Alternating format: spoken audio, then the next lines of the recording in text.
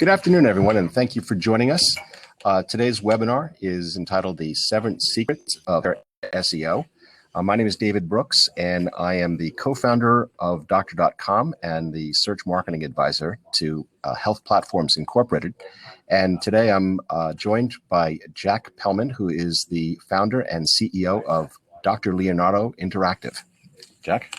Thanks, David. I appreciate the invitation to work with you guys here. Just a little information about me. I started creating websites for healthcare practices in 1999 when I founded a company by the name of MedNet Technologies. And I built departments within MedNet for practices, for hospitals, all kinds of healthcare associations. Altogether, I created somewhere over 3,000 different websites for healthcare practices. Created departments within MedNet for visibility and marketing, search engine optimization, search engine marketing, which is pay-per-click advertising, social media marketing and Facebook, LinkedIn, Google+, etc., Twitter. And then eventually I sold that product, or that company, I should say, to another one in 2015. And I now own Dr. Leonardo, which is an automated website builder for providers and for practices. And if anyone wants to try that out on a provider basis, which we'll discuss a little bit later, we have a 90-day trial period where you can actually take a look at the results of what an individual website can do for a single doctor, regardless of whether they're part of a hospital or whether they're part of a large practice. So with respect to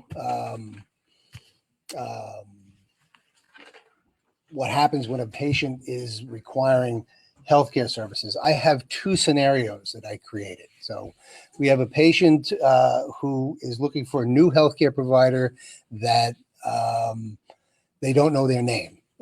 So they're going to look based upon broad key searches and so forth. And I use the word healthcare provider instead of simply doctor because patients now research all types of healthcare professionals, including therapists, physician assistants, nurse practitioners, home healthcare providers, etc. So this scenario works for not just doctors, but paraprofessionals as well. It's important to consider the entire office. New healthcare providers tend to result in searches for a practice where the search terms are broad-based. And specific healthcare provider searches typically start with a search for a provider's name, with some other variable additions such as doctor specialty or location. So on a typical search, where a patient is looking for an obstetrician, this one is located in Hendersonville, North Carolina. I'm using this as an example, and she's obviously expecting. And she's going to use broad search terms when looking, such as obstetrician or OBGYN, likely in combination with where she lives or perhaps where she works. So she'll type in search terms like OBGYN, Hendersonville, NC. And she's going to look for provider and provincial credentials. She want to learn the method of payments and deductibles. This is becoming a big factor. And most importantly, she's going to want to schedule an appointment online when she finds the doctor she's looking for. So the search engines will return various providers. The proximity to her physical location is probably important to her, but she'll travel depending upon the type of illness or severity of condition. So perhaps in her case, maybe a high-risk pregnancy for this example. Reviews and ratings will come into play. So providers need to be aware of how their current patients feel about them and the services they receive. Good ratings and reviews stand out, but of course, poor ratings and reviews stand out as well, but can severely work against you. And patients are drawn to providers with a good ranking. So in this case, this example that I'm demonstrating, this individual and practice rates a 5. It only has one review, but it definitely stands out among the other 5 that show up on the first screen. So it's likely that that's where this patient is going to be drawn. And content is very important here because that's what triggers search results associated with conditions and treatments. Patients are looking for providers who are trained to treat their specific conditions. And a short but effective presentation on your professional background helps since patients tend to skim most things that they read. This web page is professional in its appearance. It gives the patient just what she's looking for with access to content associated to obstetrics and gynecology as well.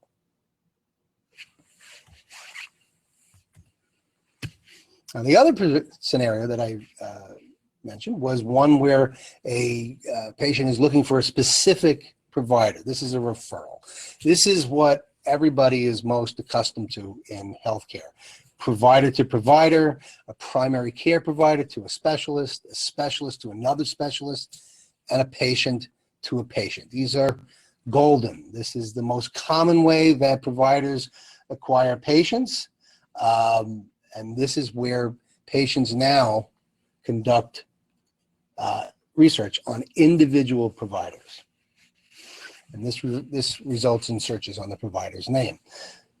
So a typical search here will include insurance plans, to determine if the referred provider participates in their insurance network. So a search here wouldn't be something similar to say, does the provider name, in this case David Smiga, accept whatever insurance? GHI, Aetna, et cetera, Oxford Health.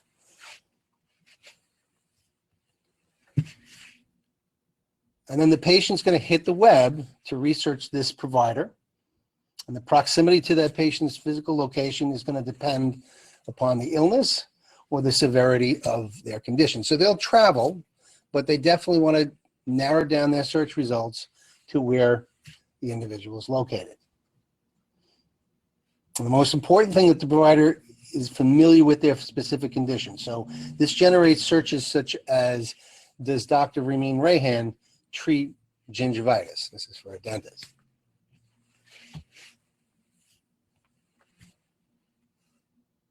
Patients are seeking to review the referred provider's credentials, the doctor's profiles on a practice website, or even better, a dedicated website for that individual provider. It needs to show the medical, dental, and professional schools, whatever fellowships you might have, professional associations and awards, reviews that you have from other patients, and the patient may elect to continue researching the provider even if they're out of the network. Again, it depends upon the severity of the condition or if they're paying out of pocket. But the net result is they wish to book their appointment online. Younger patients now prefer to do this rather than here, press 1 if you're a doctor, press 2 if you're a pharmaceutical, press 3 if you're a patient. They'd much rather do this online. So how do you trigger your practice and individual name on a search engine? First, content is the king. It is the one thing that a search engine is looking for, is to provide answers to people's questions. So without content, you're not going to have much results when it comes to Google or Bing. It establishes authority. It allows that search engine to answer the visitor's query. It's their primary function. It answers your patient's questions, so this creates patient engagement. And visitors scan the material on the websites. They don't read from start to finish, but they rather instead jump around and read some of the graphics and some of the bullet points that are there. Imagery and photos and illustrations are important because a picture is worth 1,000 words. And professional and relevant imagery creates an authority. So if you have, like in this example that I'm showing here, an illustration of asthma and its effects on bronchial tubes, this gives additional authority to your page.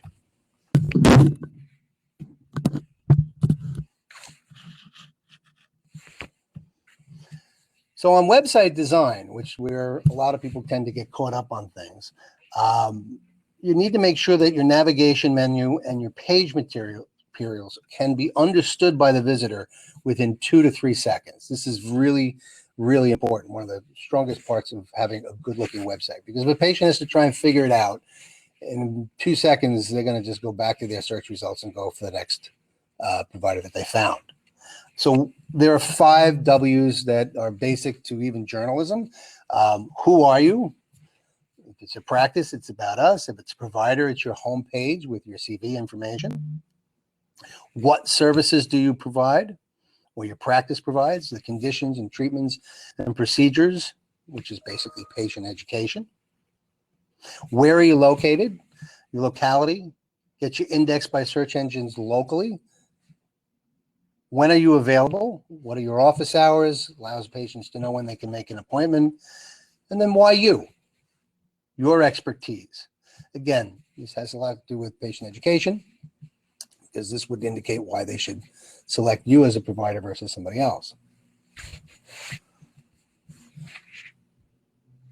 So the back end of things, which are links to your website, and you can control this. This is something that most people think are only links coming to. This is links that come to your website from professional society listings. So if you have a listing with the American Academy of Ophthalmology and there's a profile on their website about you, just make sure you list your site so that can link back. Any hospitals and affiliated sources where you might work, from your colleagues, from your other practice websites that might be out there, any publications that may feature your articles. So if you've got something in JAMA, or you have an article that was picked up and has been part of, say, a New York Times, or referenced in a New York Times article, those are great. What I would suggest you avoid is link farms, because if they're not relevant links, then there would be a potential penalty by a search engine. That's one of the things that a lot of websites have gotten into trouble over the last 4 or 5 years, is back-end links that have little or no relevance to their site. So another way to do this, and this is very simple and very easy, and I think most providers and practitioners just do not think about it, is to get authenticated with Google My Business. Google My Business is what used to be called Google Local or Google Places. You register it simply by typing in going to Google My Business and providing your practice information and your physical address, and they will send you a postcard. Just follow the results on the postcard. It's going to give you a code. You type in the code, and now to the right of your search results will be a whole profile that you can control. So you can put your own photographs up there, your practice logo, your hours, links to your website, etc. It's very easy, it's very simple, and it's a basic function that is often overlooked. So another way to make sure that you're going to show up on a search engine is to make sure you're mobile. Your website really needs to be responsive and fast. Searches these days are for providers and practices are performed typically on a smartphone, over 70% of them. They're often done right after seeing the referring provider, sometimes even in the elevator or in the parking lot. So when another doctor refers you and that patient now has your name, the first thing they're going to do before they even get out the door, if they can, is to whip out their cell phone and start looking up your name and see what they can find about you. So they've only got a few minutes, and you best make it easy for them to find just what they're after. So a nice, simple mobile site with information is going to make a big difference. Now remember, anything having to do with mobile also means that it needs to be fast, because connections on smartphones are notoriously undependable. Sometimes you're on a high-speed Wi-Fi, and sometimes you're on a slow cellular data connection. So that website that's on that shows up on a mobile phone has to be quick. If you've got a lot of graphics on it, it's going to slow it down, and the patient's going to be quickly distracted and go someplace else. Don't ignore HIPAA. No one likes it, but it's the law. And Google and other search engines are aware of it. So if you're using online forms and you're doing appointment scheduling, it needs to be encrypted. Anything having to do with personal health information, PHI, needs to be protected. You should use an SSL, which is known as Secure Socket Layer, which is a encryption technology for hosting and for forms processing. And be aware that also PHI is not allowed to travel through conventional email unless your patient approves that. And what that means is that if a patient has communicated with you by email, they have to tell you that it's okay for you to communicate back to them through email or share that email with another provider, even if it's in their office or somebody else that they're consulting with. And don't forget to add your notice of privacy practices. Everybody tends to forget that. That's a requirement. If you have a website and you're a healthcare provider, your NPP needs to be found on your site. Now, there's some other stuff that's under the hood. Most web developers will understand this. Sometimes you can get access depending upon the type of product that you have. I mean, a lot of websites are built with WordPress, and you can get into some of the code that's in there. It will depend upon who your provider is, meaning who your website provider is. But the title pages and descriptions, these are part of your website's code. If you can get access to it, please do. Make sure that you include the provider's name and the practice name in all of the page titles that are on your site. So for an example that I have here, I have gum disease, periodontal disease, gingivitis, periodontitis, and then the name Michael Kelly DDS. And what this means is that a search engine is connecting all 4 of those items together. Actually, it's kind of a cheat because gum disease is 2 words and periodontal disease is another. But it's connecting all of them with that individual. And if it's a practice, it would obviously be the practice's name there too. You should also have a description on that page that is brief. It has 2 or 3 sentences. It's a summary description of the web page, and include those descriptive keywords. So for a good example, periodontal, otherwise gum disease, is an infection of the tissue. It surrounds and supports the teeth. It's a leading cause of tooth loss. All of these items that I have here in boldface are great keywords that a search engine picks up on. That's just part of your narrative. Once upon a time, we used to use meta tags, which have some of these keywords in there. They're not looked at the same way as they once were, but your descriptive summary of the page, that can have them. And that's where you get a lot of good search engine material. And the last item on this is to make sure that you talk to an expert, because all of this is really pretty complicated, and you got to dig into the code in some cases, like I mentioned in the last slide. So websites, you have practice websites. You can now have an individual provider website in addition to your practice website. It will not interfere with your search results as it relates to the practice and where it positions right now. But it's a great idea to have your own individual site. There's organic placement, which is what I have primarily been discussing here, but there's also pay-per-click, which is where you're paying for search terms. That does take some understanding of how Google accepts bids and creates campaigns.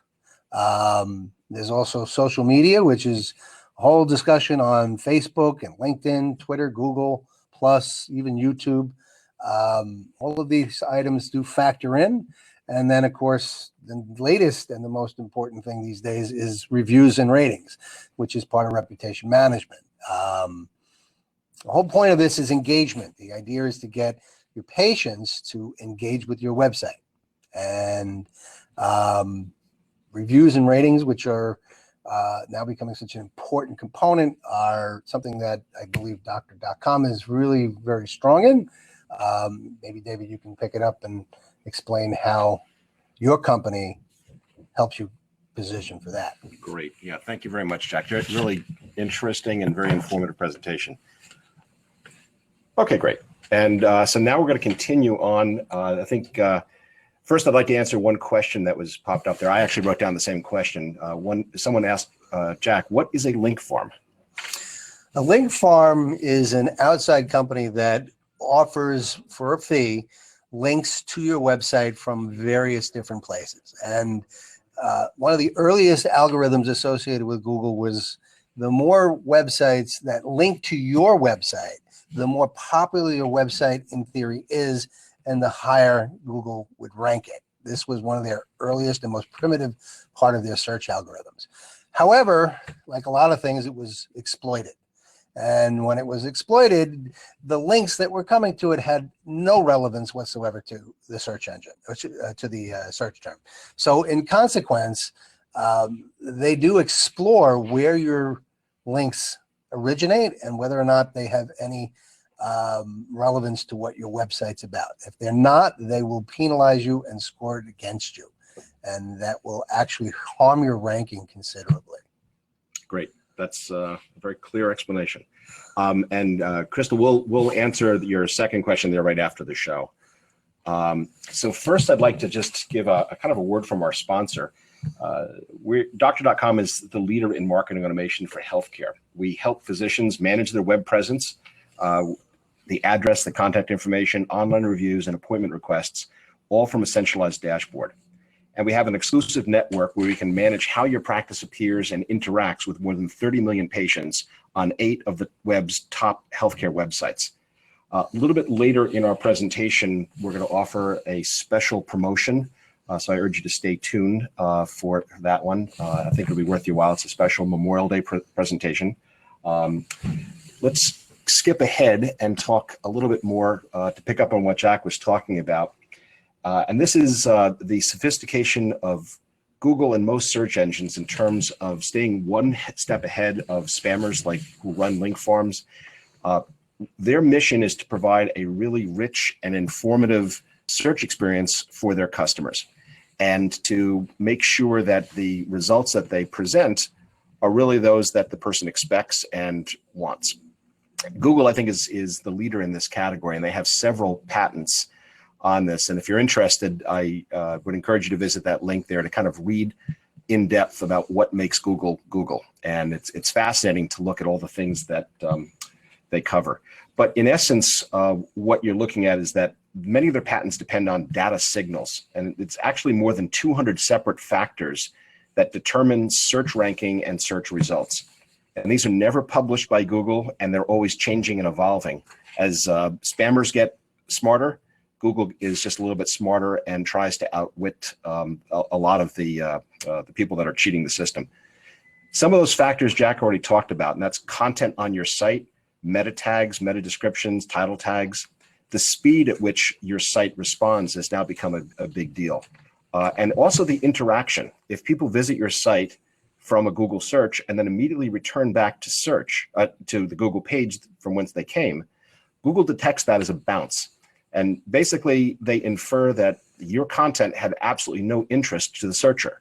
They record that interaction, and they actually penalize your site because you didn't delight the customer, their customer. There are also signals from other websites known as off-site signals, and how they talk about your own website and about you as the practitioner. And Jack mentioned before, inbound links is a very important source of that information, but also citations, the listings and of just your name and address and phone number. And of course, reviews. And Google and a lot of search engines don't just count the reviews, but they can actually look at the quality of the reviews, the frequency, and they can really infer a lot about you as a practitioner just by looking at the review patterns. Okay. So let's talk a little bit more about these off-page factors.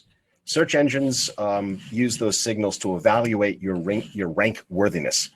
How well you score on other websites can determine how your own website ranks.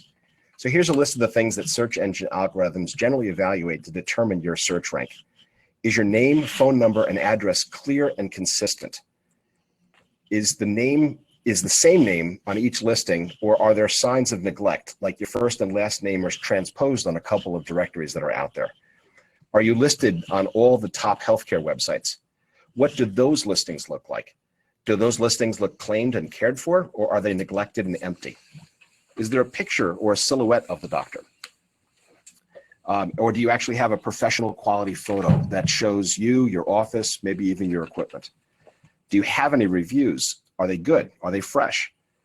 Does your primary website have links inbound from relevant authoritative websites. Also, this year, there's a new ranking factor. Google actually measures the proximity of your address, your physical practice address, to the point of the searcher.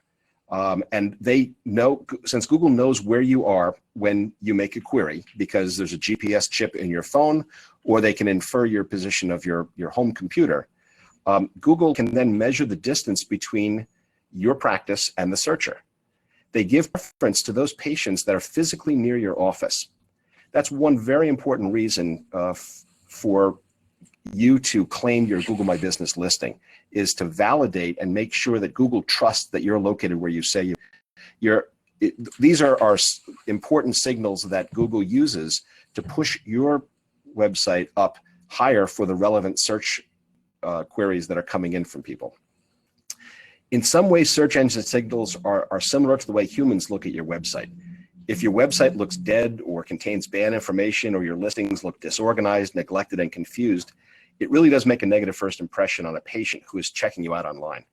Humans and robots agree that when your information is well organized, up to date, and authoritative, it sends the right brand message. So what are we talking about when we talk about rank? Well, here's an example of two different types of rank or search position.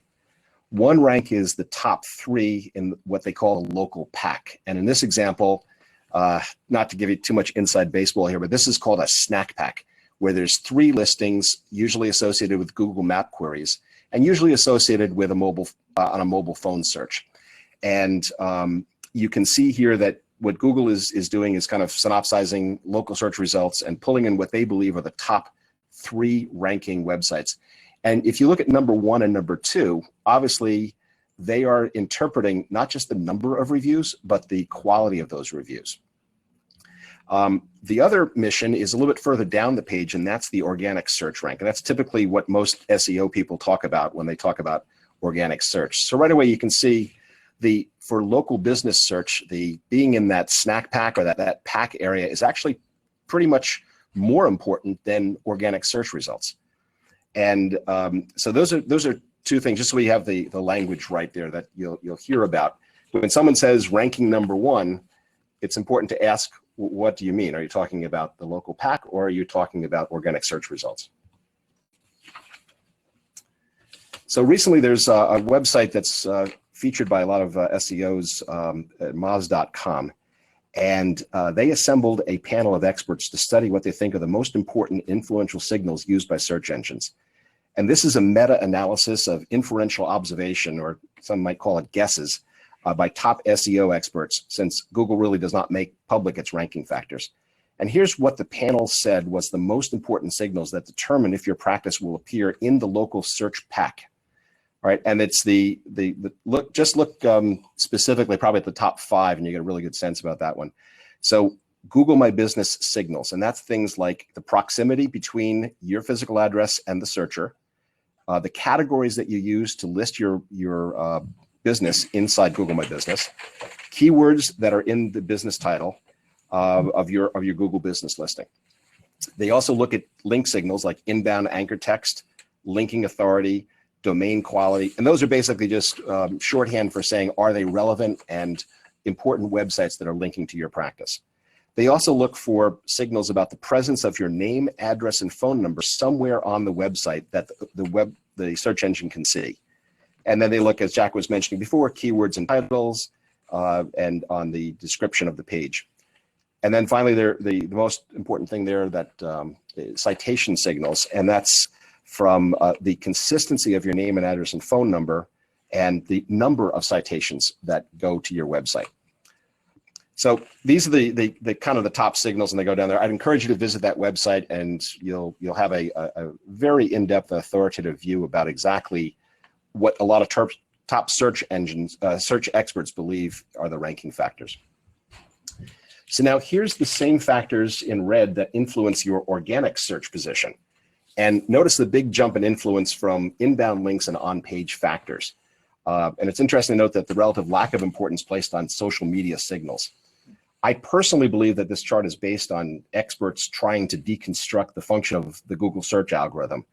I personally think that social signals are very important further down in the funnel. If you can demonstrate a strong human social media presence, it can be a very persuasive factor that encourages a new patient to call you. And it's a great way to build loyalty and a sense of community among your existing patients. But just from a purely technical standpoint, a lot of the things that will really drive your search rank are towards the left of the screen and not towards the right. Okay, so the panel of experts also spoke about factors that you can control, and they made a distinction between foundational and then competitive factors. So the things that are foundational are the minimal ante you need to have a chance of showing up in the local search results. And that's, as Jack was mentioning, claiming and authenticating your business listing on Google My Business, but also on a lot of other websites, and we'll talk about that in a second. The consistency of your citation data. This is not an option.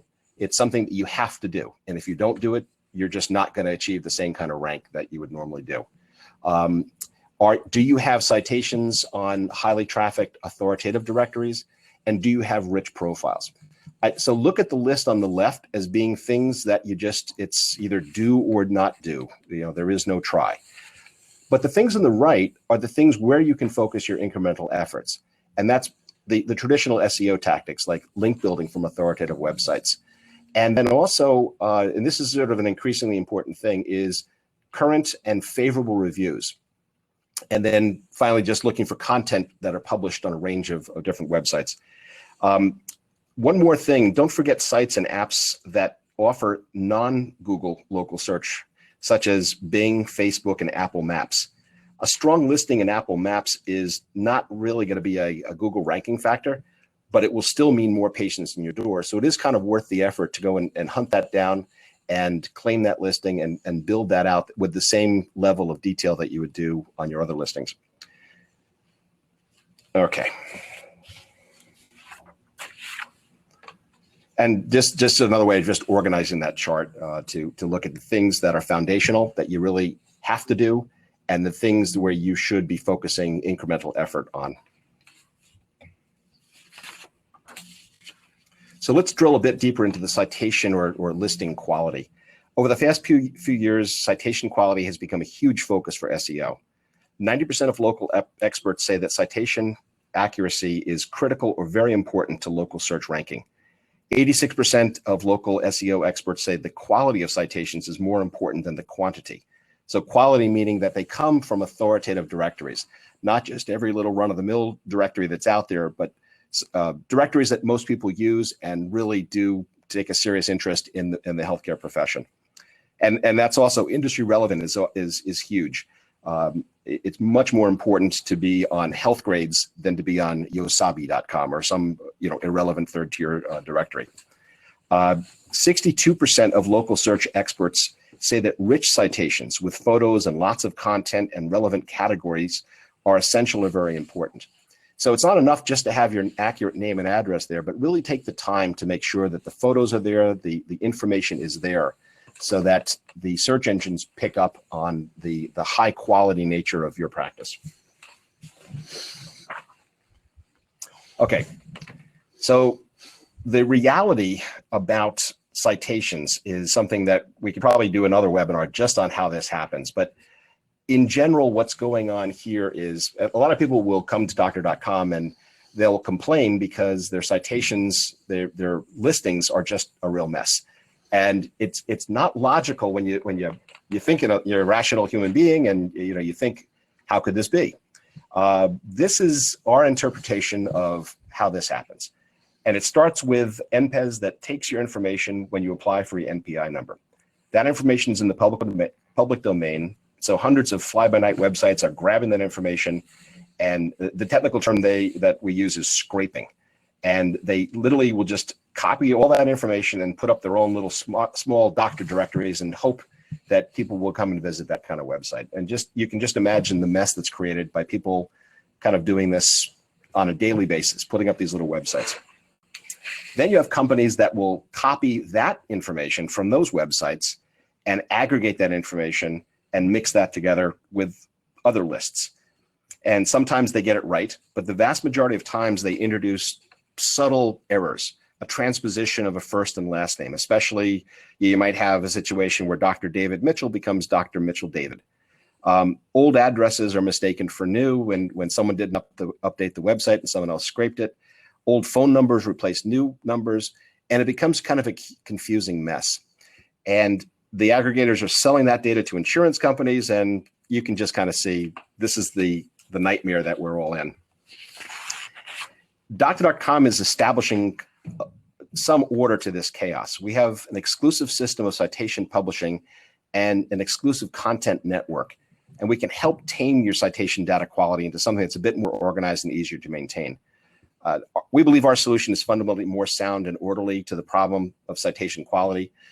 In general, you want to focus on, if you see an error, try to tamp that down and contacting individual websites, claiming your directory listings, but do whatever you can, because the more error and confusion that's introduced into the system, the more the search engines will penalize you. If this sounds complicated, it really is. And fortunately, we've developed a tool that can quickly analyze how the major search engines see you on your website. And if you send me a quick email after this presentation, it's davidb@corp.doctor.com, we can arrange for a free, no obligation scan of your entire web presence. And that'll give you an objective grade and a roadmap of how to fix many of the problems that I've described there. It happens to everyone. Some people are luckier than others, but we've seen it all. Okay.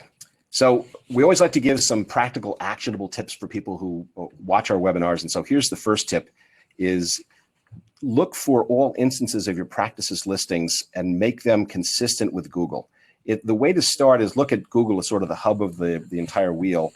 Whatever Google has on you, once you've established and claimed your listing, make sure that all the other listings have that same information: name, address, phone number, categories, all that information.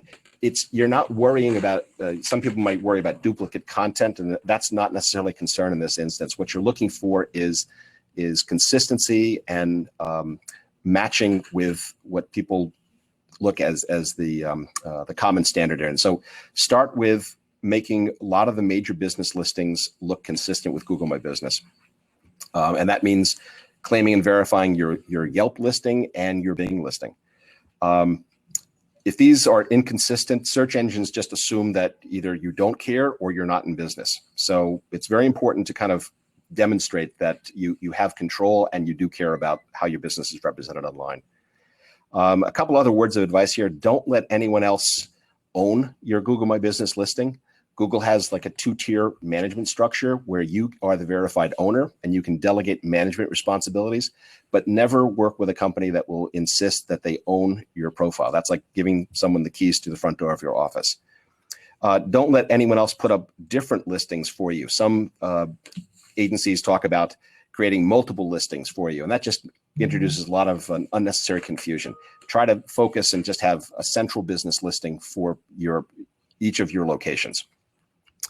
Always link to your primary web domain and use primary websites as the hub of a spoke of web properties. If you have multiple web properties, make sure they at least all link to a central kind of website. And like I said, remember to claim and verify non-Google properties: Bing, Yelp, Apple Maps, and Facebook. So tip number 2 gets to what we were talking before about the quality of the citation. Everyone recognizes these kind of silhouettes. The key thing here is don't be anonymous online. Take the time to invest in good quality photos of yourself, your staff, and make sure that they appear on your listings, that they're warm and friendly. And then also use the opportunity wherever any directory allows you to add content. Use that opportunity to tell your story. What sets you apart? Make sure that if you have reviews, make sure that they're updated and they're fresh, and make sure that that they are brought back from your website or from other listings. Our research has shown that a poor online presence is one of the key reasons why providers fail to get that referral. Patients will search for a provider but literally get turned off when the reality of the web presence doesn't match the good impression made by a personal recommendation of a provider or a friend. And so the next action item is you want to implement an online reviews getting process in your office. Consider the process of getting reviews to be part of any office staff's job description. Make it convenient, make it easy. Try to do it at the point of care. Try to make the review happen at the point of care, which is really, it's very important because people they have very good intentions, but when they get home, no matter what you say in the office, if you have to do it when you get home, the compliance drops off dramatically. Our solution to that compliance issue is that we give you an in-office review collection laptop that we call the Review Hub. It's easy to use. It's based on the Google Chrome operating system, and it's designed only to collect reviews from patients directly at the point of care. All reviews are collected and moderated by a human being, and then are published across the entire Doctor.com network, including Health Grades, Vitals, Dental Plans, Ask.com, and several others. But you don't need an in-office computer to have sort of an in-office review collection strategy. Some practices make a small poster and they put on short links to a review collection page. Other people are doing kind of the same thing, but they'll put a QR code there, and someone on a mobile phone can scan that and do an online survey, and they might do it in the office while they're waiting or right after the appointment. But the point is just make it immediate and make it easy for people. Some people are concerned that they might get a negative review when that happens if people are upset. But it's been our experience that most often those people are self-selecting. If they've had a really bad experience, they're probably going to wait till they get home and type out some, kind of large thing. And hopefully that's very rare. The vast majority of people, if they want to give you a review, if they like you, they will do so. And so you're just taking advantage of the fact that they're right there in your office, and you want to give them the quick opportunity to do that. So one really important point about online reviews is it doesn't matter if you have 1,000 positive online reviews if the website publishing those reviews is not visited by patients, or if that website is not respected by major search engines. So when you're evaluating how you're going to get reviews and where you want people to leave reviews, come up with kind of a credible checklist. Does the review site come up on the first page of Google search results? And look also at Bing and Yahoo and make sure that those review sites are respected by the search engines. And also just take a informal poll. Make sure that your patients have actually heard of those websites. Everyone's heard of Health Grades. Everyone knows wellness.com. But there are some other websites that will say that they'll get you lots of reviews, but no one really goes there. So it's not really going to contribute a lot to your search profile to have those reviews there if the search engines themselves aren't really detecting them. And here's an example of some of the review sites where Doctor.com collects reviews, and then we publish those reviews on these search partners. Okay, so let me quickly summarize what we've talked about here, and then we'll open up the chat room to some questions. I see we have a number of questions here. The first is, as Jack described, you really need a great website, and it has to be something that's well-coded and mobile-friendly, responsive, ideally something that is secure with a SSL layer. You want to make sure that you solicit links to that website from relevant, highly trafficked websites. And this remains the gold standard that's used by Google to determine your search rank. Make sure that you have a clean, up-to-date online citations, reviews, and positive social media interactions to provide those important signals to your new patients as well as the search engines. You stand out simply because you look better online than everyone else in your building or your neighborhood. And then make sure, obviously, that the reviews are great. Strive to get regular, good reviews. Search engines are very good at detecting not just that you had five-star reviews a year ago, but that you had one 5-star review every week for the past year. It's a big difference in terms of how they measure your quality. And deploy technology solutions that make it easy for patients to leave you great reviews. Okay, so I promised that at the end of this presentation, and for the people that are still here, I have a special offer. And that's if you like what you've seen and you want to schedule a demo for Doctor.com services, if you purchase Doctor.com services by May 31st, we will give you this lovely Apple Watch. And that's our thank you for attending the webinar and for taking control of building a greater online presence. So you want to reach out to me at the end of the presentation, or call the phone number there. Be sure you ask for patches. The code word is patches. Okay, so there's the phone number. And now we can open up to questions. And the time is now 2:45, so we will limit the questions to just 15 minutes to make sure that we're on schedule here. And we talked about the first question about link farms. Crystal, the question is, how do you merge Google My Business accounts? I can speak to that because we've done this. We just did this yesterday for a doctor. And usually this happens when maybe a partnership dissolves, right, or someone moves. It gets really dicey if it's not an amicable split, because it requires authentication of various phone numbers and addresses and things like that. Google, in our experience, Google is mostly into they'll send out a postcard via mail. They rarely will do phone verification anymore. That's been sort of used to be very convenient to do that, but it's getting harder and harder to verify by phone. We have had good luck with actually reaching out to human beings at Google My Business. And so the first step, I think, for anyone to authenticate a listing is make sure that a postcard is sent to the business address that is in the current listing. That's very important. And that's based on the security of the US mail system. If mail can be delivered to that application, and you, the recipient who triggered the request, gets that postcard, Google infers that you are authorized then to control that listing. If you've moved out and your partner controls the physical address, and that becomes a situation where you can't get access to that, that's where you might have to reach out to the Google My Business support. And there are ways that you can do that. There is no published phone number, but if you go to the help screen there in your own Google account, you will see a way that you can request them to call you. They're generally understanding. They have very strict policies, but you can kind of walk them through there to be able to control that listing. And I don't know if you've had any other experience. Well, one of the things I might suggest is, and of course this is somewhat self-serving because this is what Dr. Leonardo does, is we create websites through a do-it-yourself product that we've built for both practices and also now for providers. And I would suggest that every individual provider consider acquiring or building their own personal professional website.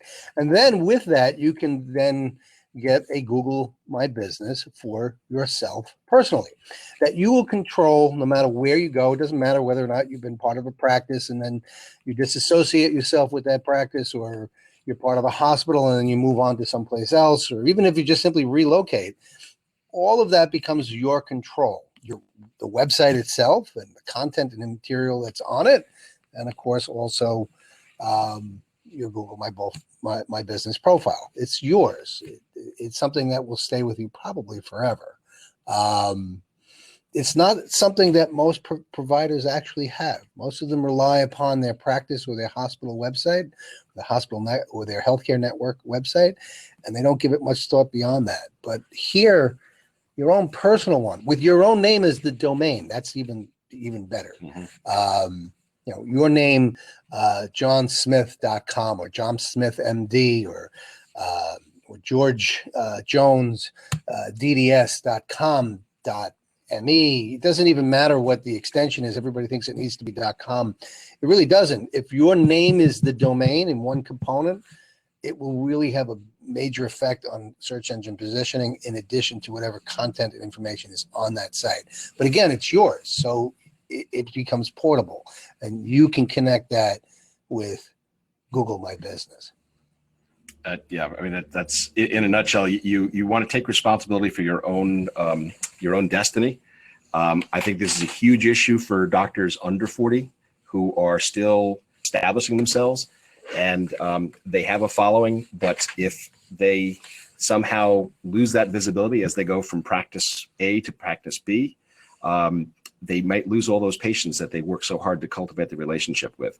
So it's really in your interest to kind of think for yourself and control your own destiny here, so that as you move, you bring in a book of business and Sure. people that can immediately make the next practice more successful and make by return make you successful. Even if you work for a hospital, having your own site has a relationship to the number of patients you bring into the hospital. You may be an employee, but you're viewed by the employer as a source of business. And those patients that you bring in and that are loyal to you and are intimately familiar with you, and obviously we all know that patients go back over and over to the same provider for all kinds of reasons, not just familiarity.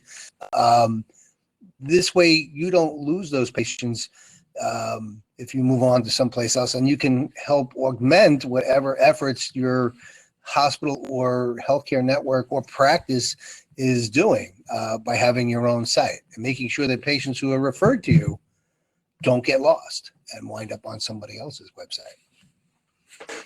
Okay, someone just emailed me a question, and I'll try and summarize this. How much does it cost? It's kind of a cost as well as time. How much does it cost, or how long does it take to get to be number one? And I think, I don't, this will sound a little bit snarky, but you can be number one this afternoon if the search term is incredibly obscure. And the real art is being number one for questions that most people are asking. I think that talks to something else that Dr. Leonardo tends to focus on, and that's the rich content. Is that a lot of times, I mean, the non-branded terms where people don't know the name of the doctor, they're typing in, Mineola obstetrician or something like that. They have no clue. That's what marketing people will say. They're in the beginning of the funnel. They're just starting to kind of look around, and they're shopping and they're kicking the tires, but they don't really have a specific thing in place. But if they talk about a specific medical procedure, such as or condition, so preeclampsia, Mineola, that woman is very concerned about maybe a recent diagnosis or something where she's focused on a specialist there. So that's going to be a very rare kind of thing. Not every pregnant woman, thank goodness, has preeclampsia, but the few that do are highly motivated to find a provider very shortly. And that's further down the funnel in marketing terms. And so where I think website services like Dr. Leonardo are great is having that rich content that talks about a range of different diagnoses and conditions. You can't have enough content. Yeah. David. Most practices think of things that are elective in many respects. I did tons and tons of dermatologists with MedNet, and everybody focused on Botox and chemical peels and conditions and treatments that were not conditions and treatments, but treatments associated with elective out-of-pocket spends. But reality is there are a ton of patients out there that have problems with psoriasis or with eczema, or it's not a good diagnosis, but skin cancer, and they are interested in Mohs surgery.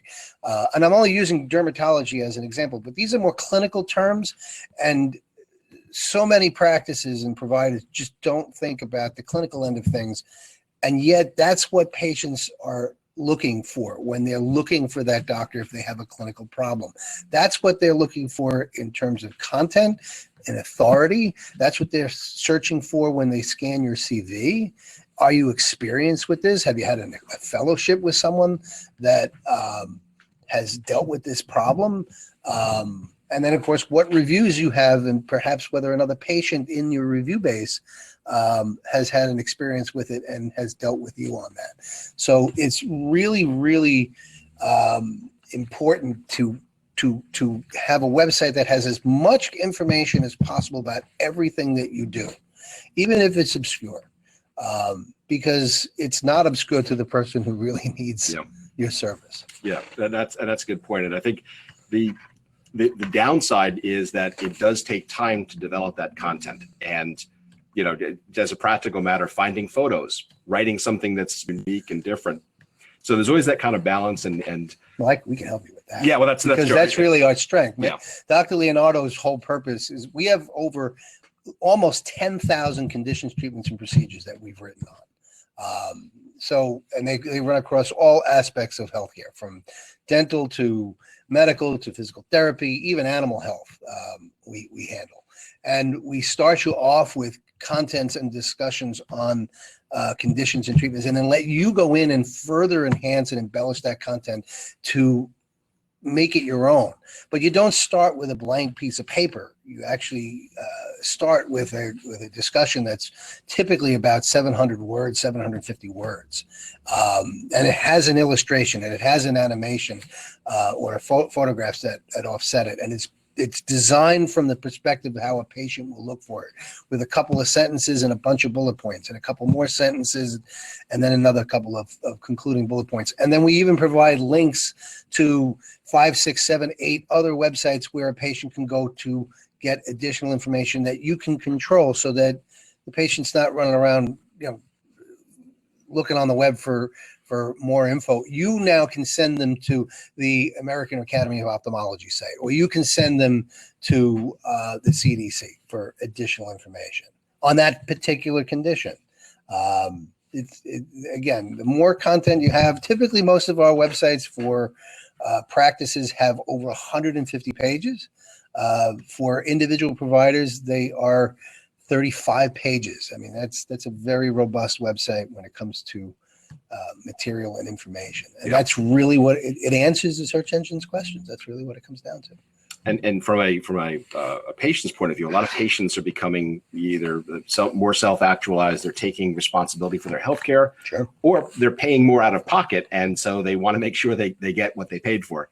And so you'll find a lot of people that were indifferent or ignorant are now very motivated to learn a lot about their condition, to challenge the doctor on certain treatments and things like that. So having good authoritative information on your website puts you a cut above and helps you bring in those patients that are really very concerned and very aware of their own condition, and they want you. And I think making sure that your content matches your strengths only just suggests that the patient's going to have a better outcome, that they're selecting you as opposed to just got referred by some third party. They're personally invested in working with you. You mentioned that patients will pay for this out of pocket. Years in the past, that was not the case. Now it is. With large deductibles of $5,000, $6,000 a year, the majority of the healthcare is actually being paid for now in many cases by the patient. It's not just a copay. So like any consumer, now that the patient is paying for a good portion of their healthcare, besides their insurance premiums, they're very specific about who they're going to choose. If they feel that you are the most experienced in that area and most authoritative in that area, or that they're comfortable with that information, because a lot of it is on your site, they will call you. They will make that appointment. And then don't forget, I know you guys have this at doctor.com, and we integrate it with Dr. Leonardo, that online appointment system. I mean, they love to make appointments online. Yeah. No one wants to call anymore and hear the press 1, press 2, press 3, and then we all know this is true. I mean, you might think in your own practice it doesn't happen, but believe me, Dr. Smith, please hold, and then you wait. People don't like that. Younger people hate it, and they will go to your online appointment schedule system if you have one. So I know you guys have a great one. We integrated with ours, with these provider sites and practice sites. Definitely be sure you have it on your site. Great. We're right at the 1 hour mark. I think we will not outstay our welcome. I thank you very much for participating today. If you have any questions, of course, you can call either one of our companies on here, or send us an email, and we'll be more than happy to respond. If you'd also like a copy of our slides, also just contact us at the email, and we'll be more than happy to send them to you. A replay will be available, so if you missed the beginning of this, you'll get a link right afterwards that'll show that. And again, thank you very much. We will have another webinar coming up in about 2 or 3 weeks. Thank you, David. I appreciate the invite. Great. Thanks. Take care, everyone.